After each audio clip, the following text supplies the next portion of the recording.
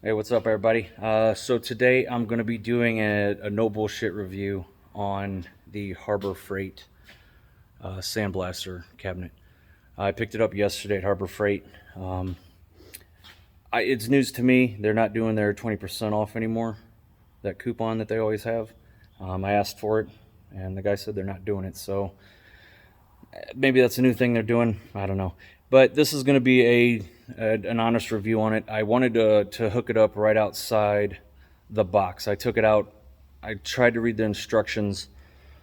They were a little rough. It basically said, put this big box here, put legs on it, hook this up here, and go. But I just mentally took a picture of it in my head, and then you can figure it out that way. If you do have any questions on what bolt goes where, or how to hook this up, or what panel goes whatnot, just give me a holler. But anyway, we'll flip it around. This is how I have it set up. I have it right out of the box set up. It does come with this caulk right here, the silicone sealant, and it comes with an applicator nozzle.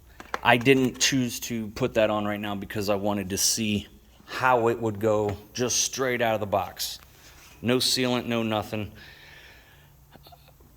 I had a lot of accumulation right down in this area. I did scrape it into this bucket that I put down there. Right along here, I got a lot of accumulation, but this stays inside, so I'm not super worried about that. But all closed up, this door does close really tight. When you hit this latch, you can feel it. Like, that's a real solid closure right there. So I am gonna have to look at maybe this bottom side here. I do have one loose bolt here, but this bottom side here, it does seem like a lot of sand's coming through there, so I'll probably throw a solid bead right in there. Same thing with the other side. I didn't clean this side off yet, so you can see just how much is there. It's a fair amount. For a 50-gallon bucket, I got some down on the ground too. That's just blow off spillage. But most of my sand was lost into here. You can see how much is in this bucket. I had it all in the unit at one time. I'm gonna guesstimate that that's maybe 5, maybe 7 pounds of sand. You can see the pile it made down there. So that's why I ended up putting the bucket down there. This does have a seal on it, and it has this little J handle there. If you turn this, it turns this little knob, and then this trap door will open up. I'd probably replace this seal in here because you can see just right up here. And this all this does is has the weight of this on it, so it's not like it's a fluid moving part. As far as the cabinet goes, the gloves, they fit nice, they feel good. I can move from this side of the cabinet on this to probably about 3/4 over on that side. And that's just with the left hand. I did notice that if I had to grab something with over in this direction, if I had to adjust this tube down here, or the grate, I would use my right hand. I would just put the gun to my left hand, and then I would use it and then switch it back over. Again, gloves feel good. I don't really feel any leakage coming out of here. This is just a plastic piece that gets bolted on here, and then there's nuts on the inside.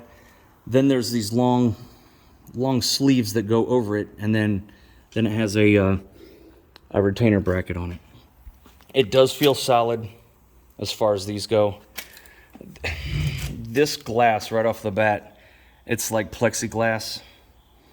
I've used it once, and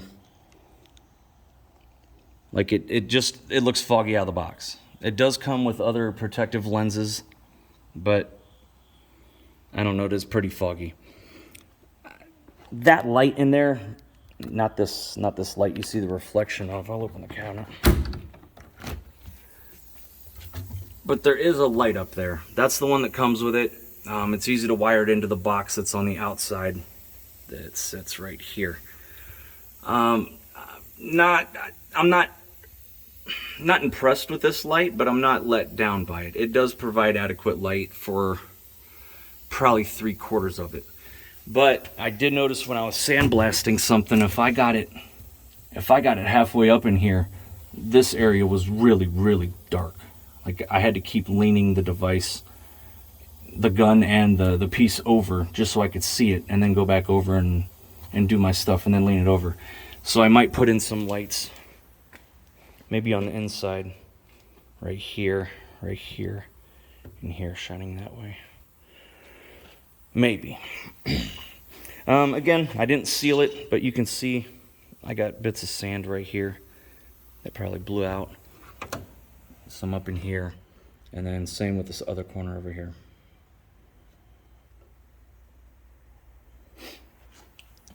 I don't know how much this is where you're at, but this was about $200 out the door. Not a bad price. I have my own Craftsman shop vac hooked up to it with just a regular hose. Didn't seal this off, didn't duct tape it, didn't do anything. It's literally just sitting in there. I was afraid that this would be too powerful and all the media that's getting blown in there, it would just suck it all in there, and in 2 minutes I'd have 50 pounds over in my shop vac as opposed to 50 pounds in here. But I did pop that open, and there's only a little bit of dust in there. So it's not that bad. So these are two of the pieces I'm doing. This is the shift boot. This is the let me turn this over. This is the shift boot here. It has a metal piece that goes on here. This is for a 1951 Willys Jeep. But I completely have finished this one, and it actually turned out really well. It's got, you can see that little bit of pitting, but when you run your finger across it, it barely goes down. So maybe some etching primer can remedy that. But when these pieces started, they were from a 15150s Willy. I tried to hit these in random spots so you can see how it was built up all through here and what it did take off.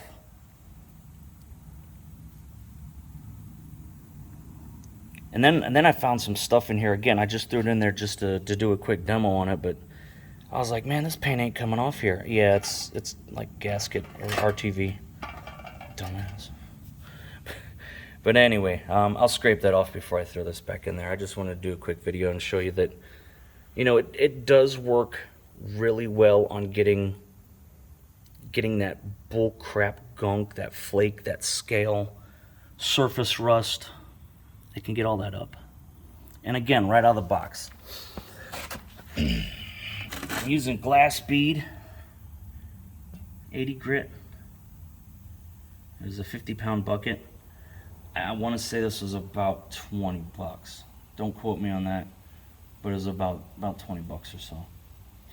I don't know the pros and cons and whatnot, but this seems to be working well for what I'm doing.